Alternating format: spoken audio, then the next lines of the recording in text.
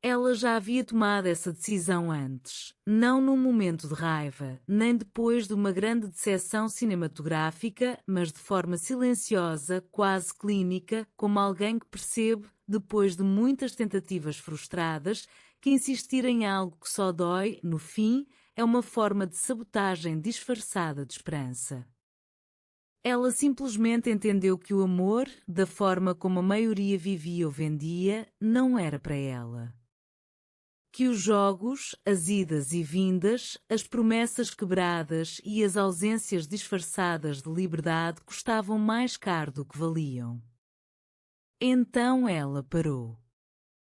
Não como quem fecha o coração, mas como quem o retira do campo de batalha, não por covardia, mas por esgotamento. E, por algum tempo, ela até se sentiu mais leve. Aprendeu a ocupar os próprios dias com silêncio, com horários seus, com espaços nos quais não precisava negociar presença ou justificar ausência. Aprendeu a não esperar mensagens, a não construir castelos mentais com base em pequenos gestos. Reaprendeu a andar sozinha pelas ruas e a voltar para casa sem a necessidade de ser esperada. Tudo isso não era felicidade, mas era paz, e ela achava que isso bastava. Foi então que ele apareceu. Não como uma tentativa. Não como um homem interessado. Não como um galanteador. Ele apareceu como alguém que estava ali. Só isso. No começo, ela o interpretou como todos os outros, esperava algum movimento, alguma estratégia, alguma aproximação embutida em atenção exagerada.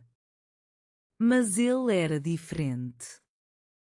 Não elogiava mais do que o necessário, não perguntava mais do que devia, não criava situações para que ela se abrisse. Ele apenas a ouvia quando ela falava, respeitava quando ela se calava e aparecia, discretamente, quando ela menos esperava, mas mais precisava. Ela, acostumada a homens que queriam ocupar espaço, deixar marcas visíveis, não sabia lidar com alguém que não queria nada, não exigia nada, não cobrava nada. E por isso mesmo, ele ficou. Sem tentar. Sem pressa. Sem prometer absolutamente nada.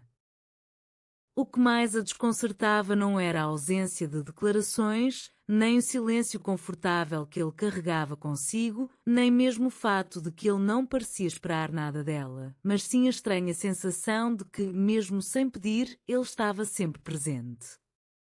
Não com flores, não com mensagens fora de hora, não com gestos grandiosos, mas com uma constância quase imperceptível, como uma luz acesa num cômodo da casa que você não precisa visitar para saber que ainda está lá.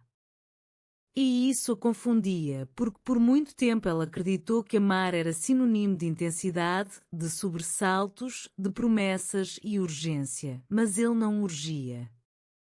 Ele ficava. Apenas isso. E nunca, nem por um segundo, deu sinais de que faria qualquer coisa além disso. E talvez tenha sido isso que começou a quebrar, lentamente, a fortaleza que ela havia erguido dentro de si. Porque ele não tentava invadir, não exigia explicações, não a empurrava para falar sobre suas cicatrizes ou desmentir suas certezas. Ele apenas aceitava os silêncios. Aceitava os dias em que ela respondia pouco ou quando parecia ausente mesmo estando diante dele. E, com o tempo, ela passou a perceber que não era uma ausência de interesse, era um tipo raro de respeito. Como se ele soubesse que existem dores que não precisam ser desenterradas, apenas reconhecidas. E a cada dia em que ele não perguntava, ela se sentia mais segura para dizer, não por obrigação, mas por vontade. Ela nunca percebeu exatamente quando começou a esperar por ele. Mas aconteceu. De maneira quase imperceptível, entre uma tarde e outra, entre uma conversa leve e outra mais profunda, ela começou a notar que sua presença trazia algo que ela havia esquecido como era: calma. Não entusiasmo desmedido, não borboletas no estômago, não aquele frio nervoso das paixões anteriores.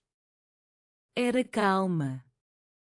E pela primeira vez, ela entendeu que talvez isso fosse amor de verdade.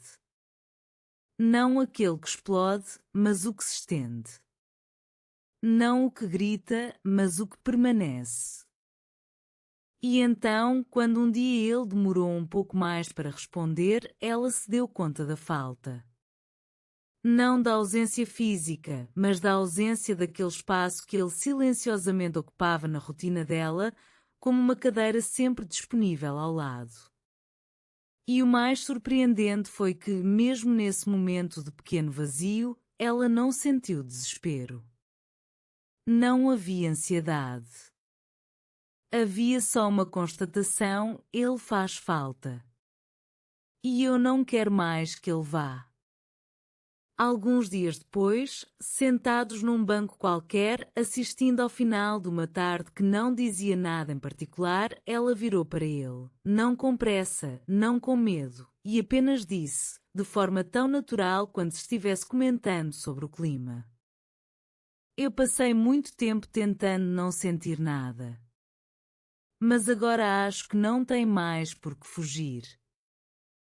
Ele não sorriu como alguém que conseguiu o que queria. Ele só olhou como quem sempre soube. E, como sempre, ficou. Não como quem vence, mas como quem entende. Eles nunca definiram o que eram. Nunca discutiram futuro. Nunca estabeleceram regras ou expectativas. Mas desde aquele dia, ela não precisou mais se proteger. E ele não precisou mais esperar.